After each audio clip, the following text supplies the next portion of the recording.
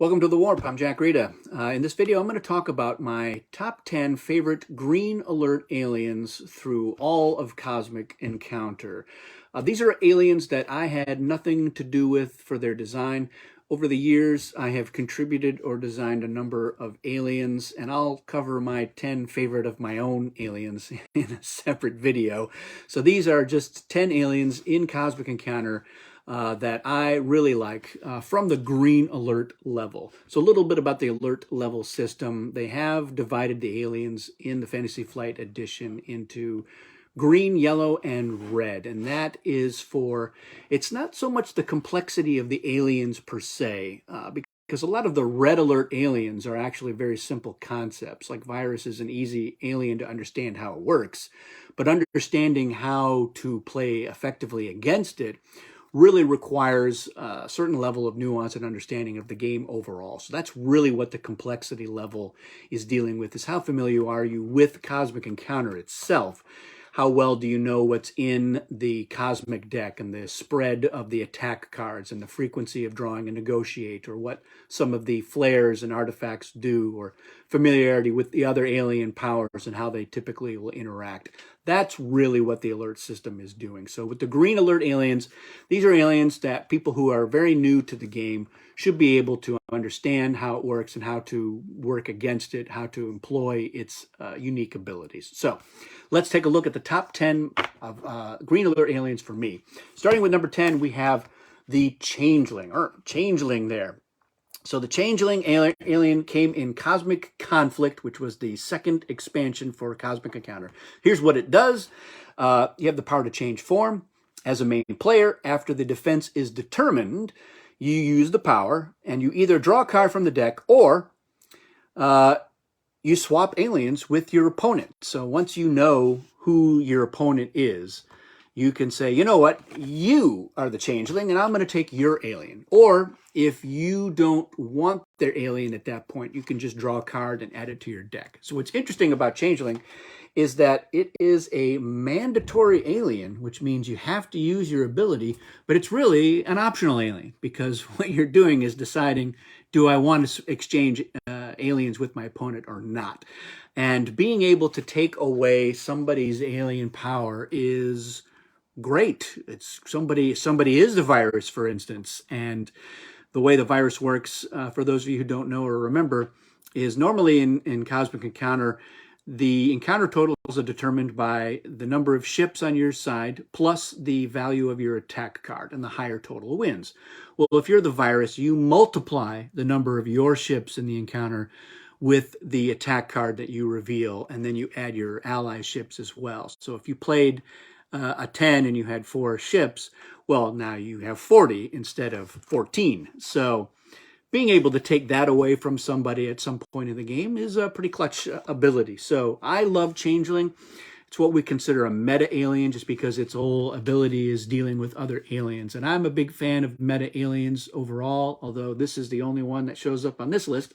But I love Changeling, and I love what Kevin Wilson did. The original Changeling, just you switched aliens and you didn't really have any say in it. So sometimes it was good and sometimes it wasn't so good. There was really no tactical element to it, but now there is, and it's a great change, and it's why it is in my top 10 aliens for the green alert. The next one, speaking of switch, is Sorcerer. And this is an alien that's been around since the very early days of Cosmic Encounter.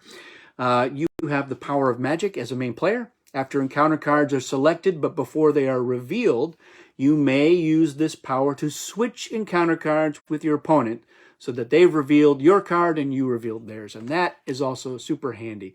When you have some not so terribly good cards in your hand, you know that you can play that, and then you can switch with your opponent, hoping that what they've played is actually better. And again, if you've played a negotiate card and you switch with your opponent, you know that you are either going to win that encounter, because the card that your opponent played was an attack card, and attacks always beating negotiates, or if they have played a negotiate as well, you're going to be in a deal situation. So having a negotiate and being the Sorcerer is fantastic. And this is one of the first real hand management aliens that is on the list, and you're going to see a number of those, because for me, hand management is the biggest thing in Cosmic Encounter. You're dealt that initial card of hand of 8 cards, and for many games, those are the cards that you have to work with for much, if not the entire game. So it's a matter of, when do I play this good card? When do I save it? Will I lose it to somebody else or be able to play it at a time of my choosing? That is the real question. So being able to properly manage your hand is critical to Cosmic Encounter. And I find that Sorcerer really helps you to do that, because when you can play your good cards and not switch, and you can play your low cards and switch. There's also a really great mind game element to Sorcerer. I remember a game a few years ago where I was a Sorcerer and I never once used my ability. Every time I got into an encounter, the other player was certain I was going to switch their cards, and they played a terrible card, and I happened to have a hand of pretty decent cards, so I just won all the encounters by never using my ability. So that was also quite pleasing for me, and it's why it's one of my top 10 favorite aliens. The next one we have is Greenhorn. Greenhorn came from Cosmic Dominion, the 5th expansion, and this is a pretty funny alien. The way it works is you have the power of ignorance. At the start of each encounter, if you have cards in your hand, use this power to show one of the cards to another player. Then ask them a question about that card. They do not have to answer that question. Now, that part of the alien is really not what makes this an interesting alien, but I'll explain why that part is part of this alien. Whenever you have no attack cards in your hand, you may draw a new hand. Normally, that's not how that works. You usually have to wait until you are a main player and you will need an encounter card. But notice it says when you have no attack cards, not when you have no encounter cards.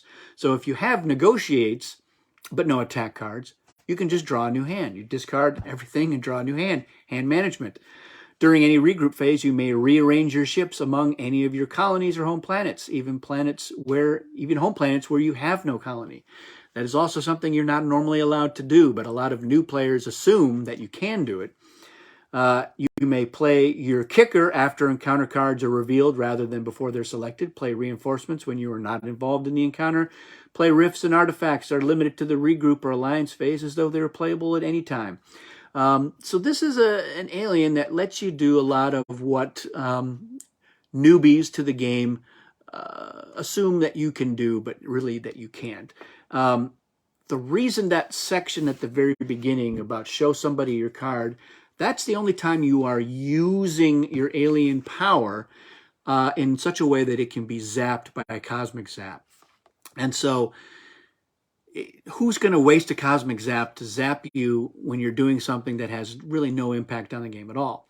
All the stuff that's really cool that you can do with this alien can't be zapped unless someone has taken the time to preemptively zap you at the beginning of the turn when you're showing a card to somebody. And so that is an element that I did add to this alien that didn't exist when it was originally designed. So I lied earlier when I said I didn't have anything to do with any of these aliens. But I like Greenhorn so much just because of all the crazy things that it can do, especially in a game with the reward deck, which I always like to include anyway, because that's how you get to those kickers and rifts. But yeah, you can play a plague after you know that you're being attacked, which again is something that everyone assumes that you can do, but in this edition, you can't. So, Greenhorn. All right, the next one on my list is Miser, base game alien. Real simple. It basically has 2 hands. So you have your normal hand of cards, and at the start of the game, you're dealt another hand of 8 cards, and then you choose to designate one of them as your horde. And the horde is a separate thing, and you can play cards from your hand or from your horde however you like, and when one of them is out of encounter cards, then you draw a new one. So it really helps with hand management. You just have twice as many cards to start off with, and it lets you manage your things a little bit more easily. So I love the Miser. My next favorite one is Reserve. This is an alien that originally showed up in the Mayfair edition, but it's now a base set alien in Fantasy Flight. You have the power to reinforce as a main player or ally after encounter cards are revealed. You may use this power to play 1 or more attack cards valued at 6 or lower from your hand as if they were reinforcements. And you can also play, when another player plays a reinforcement, you can discard a negotiate card to cancel and discard that reinforcement. So this is an alien super great for hand management, because now all of your low attack cards are actually super useful. You can play them as reinforcements.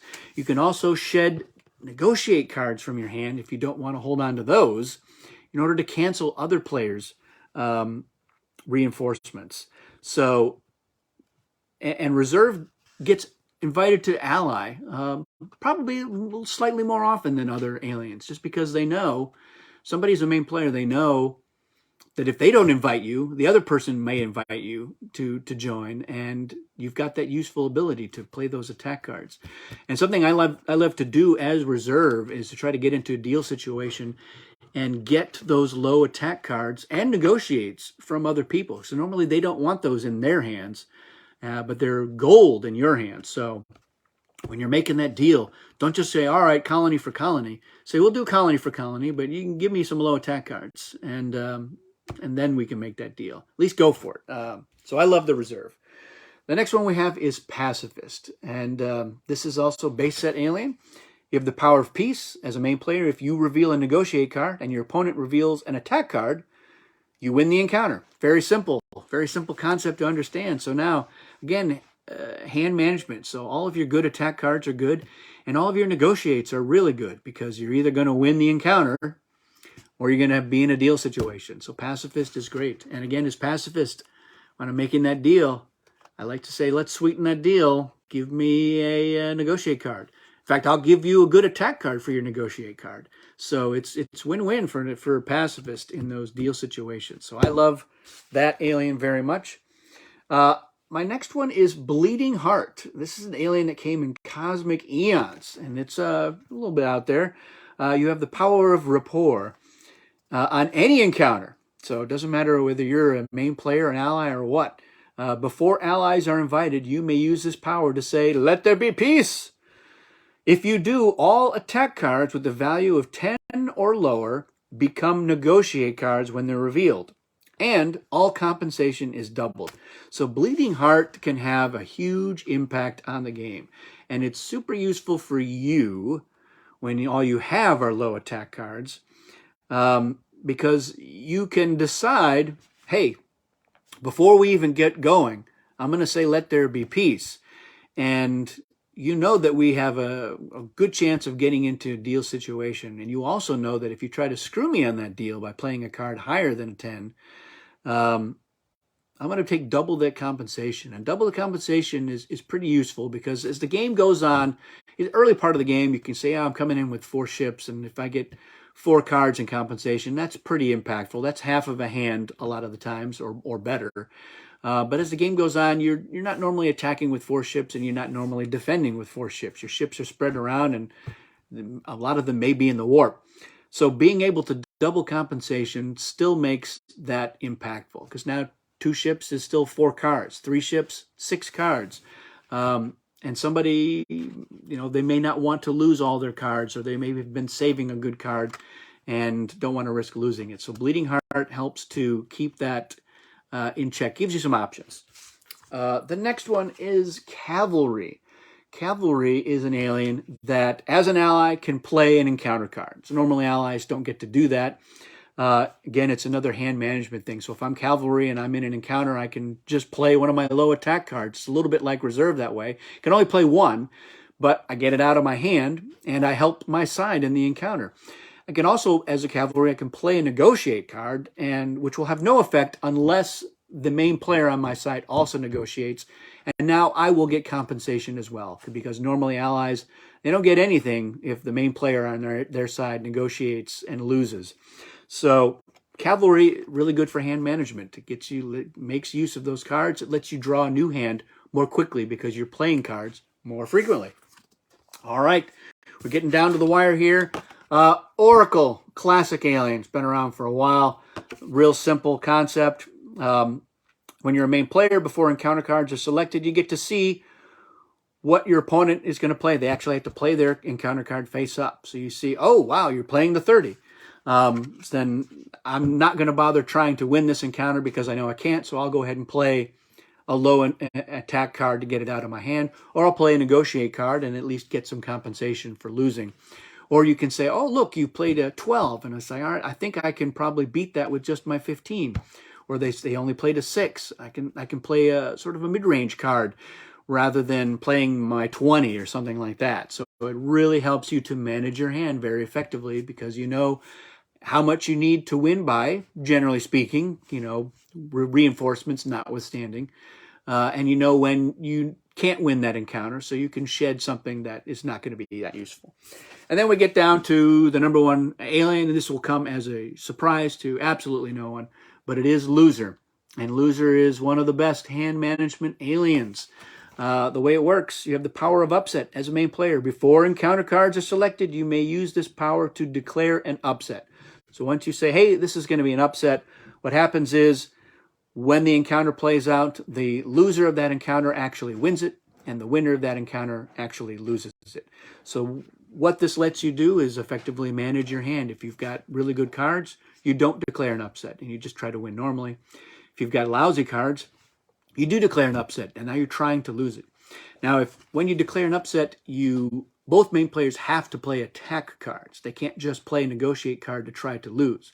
But once all you have left in your hand are negotiate cards, well, declaring an upset is a win-win because, again, you're either going to win that encounter or you're going to be in a deal situation, and deal situations are super useful. You can use them to get a colony, maybe get some more negotiate cards as the loser. So that is my list. Those are my 10 favorite green alert aliens from Cosmic Encounter that I had little to do with, and I'll be doing some more videos on other alert levels and other batches of aliens. So thanks for watching, and see you again soon.